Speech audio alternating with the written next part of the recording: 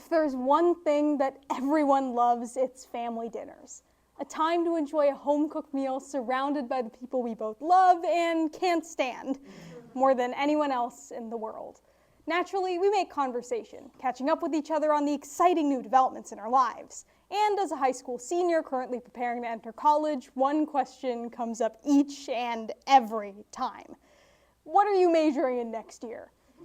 But when I answer, most people's first response is to assume that I'm joking. You see, next year I plan on double majoring in English literature and philosophy. As a strong math and science student, I've had my choice to pursue the humanities dismissed as a waste of my time, money, and effort.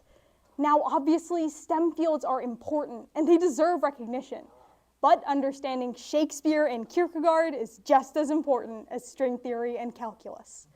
In a world of rising political division, cultural controversy, and ethical debate, understanding the humanities is more important than ever.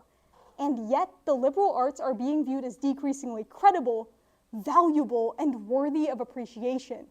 If we want to foster true ideological growth and ethical advancement within today's America, we must dispel the myth that humanities-based fields are unneeded and break down the barriers to pursuing them. So today, let's first explore the issue of the humanities neglect, before moving on to its impacts in our society, and finally, diving into some solutions. So we've all taken a history course or sat through an English lesson before, but do we truly understand how important the humanities are? Well, clearly not. In 2019, the American Academy of Arts and Sciences conducted a survey asking American adults how they viewed different academic fields.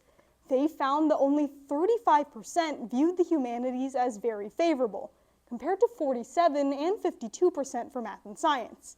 The same organization goes on to note that between the years 2012 and 2022, the amount of bachelor's degrees awarded in the fields of English, history, and world language have all decreased by at least 38%. But why is it that we don't take the humanities seriously?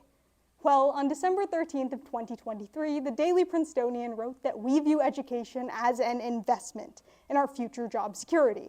Hence, the humanities have been deemed impractical and fluffy because they don't tie in directly with most specific careers. However, in a November 18th, 2023 Forbes article, President Marvin Krislov of Pace University writes that while they may be viewed as unemployable, humanities majors are taught a range of important and employable skills, such as communication, making compromises, and looking at problems from different angles. It's also worth noting that according to Forbes on October 12th of 2023, that humanities majors who pursue the popular path of attending law school actually make more money than their STEM major peers, and that by age 40, the salary gap between STEM and humanities majors is considered insignificant or non-existent. The possibilities are endless, and yet pursuing this field has been deemed a limiting life choice. But now that we're familiar with the negative perception surrounding the humanities, how exactly does this impact us on a societal scale? Well, first, we've deprioritized teaching the humanities at its most basic level, reading. The Hetchinger Report writes that recent elementary school curricula have shifted away from teaching foundational reading skills, and the National Literacy Institute's 2022 to 2023 report shares the concerning statistic that 40% of US students cannot read at a basic level, placing them at higher risk of committing crime, experiencing developmental delays, and perpetuating generational cycles of poverty. But in addition to our diminished reading skills, our lack of emphasis on the humanities is harming us in the field of debate. As our humanities curricula becomes increasingly pared back, so too is this essential skill. According to Denver's Metropolitan State University, debate is a platform through which students and faculty can challenge and change the ideas and beliefs that form the basis of life in a community, institution, or nation. As our world becomes increasingly combative and argumentative, being able to fully understand what others are telling you, as well as come up with your own thoughtful and considerate counter-arguments, is an essential skill for everyone to possess. And finally, we are woefully short on another skill fostered by the humanities: critical thinking. Our modern world makes it difficult to fully appreciate the need for this skill, but it's not hard to see where we're headed without it. From our news, to our advertisements, to our politics, we can all see what's happening. We've lost the ability and even the desire to fully and critically assess what we are being sold, leading us to simply throw our weight behind the next big thing, whether that's the shiniest, the brightest, or the loudest. But now that we know about the negative effects of us neglecting the humanities, are we doomed to stay in this cycle? Well, today we'll be discussing two sources of hope. First, lowering the cost of college, and second, encouraging multidisciplinary study.